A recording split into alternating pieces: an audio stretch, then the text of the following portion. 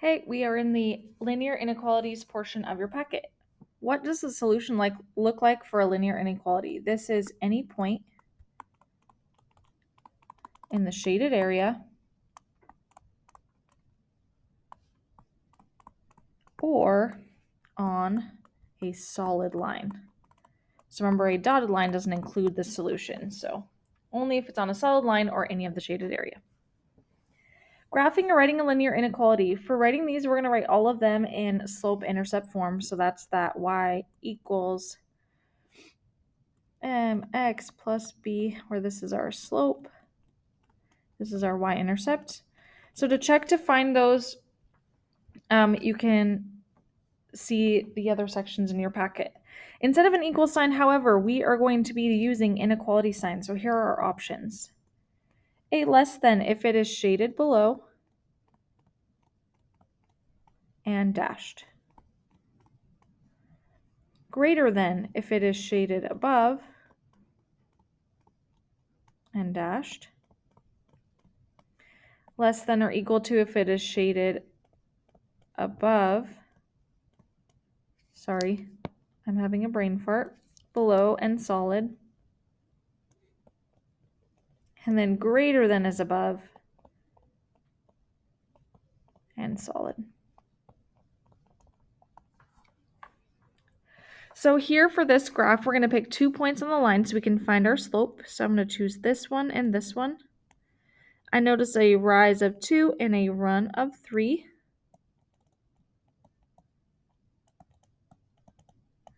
My y-intercept for this problem is where it crosses the y-axis. That was at this point here at 2. This means I can fill in my equation. I've got 2/3 x plus 2. Then we need to choose our inequality sign. So this is shaded below. So I'm going to choose between less than or equal to. Then because this line is solid, we're going to choose less than or equal to. Next, we've got the writing section on the next page. To write a linear inequality from a story problem, we're going to write these in standard form.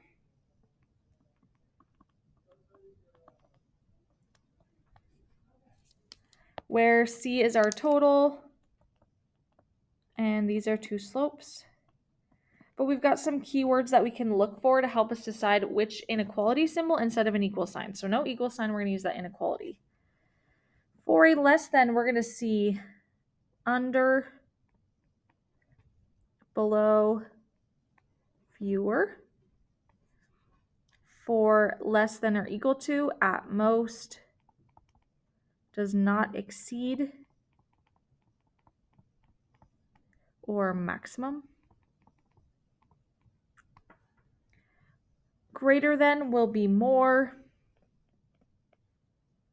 exceeds,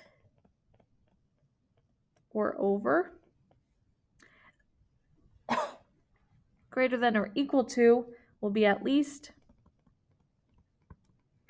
not under, or minimum.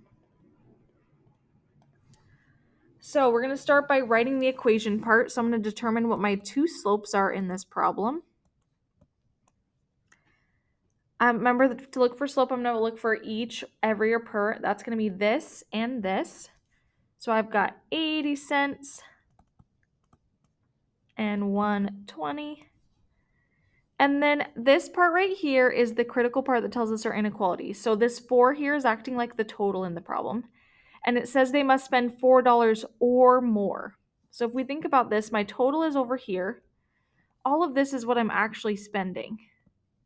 So to have spending that's 4 or more, the spending will be greater than, and since it can be 4, it's going to also be the equal to.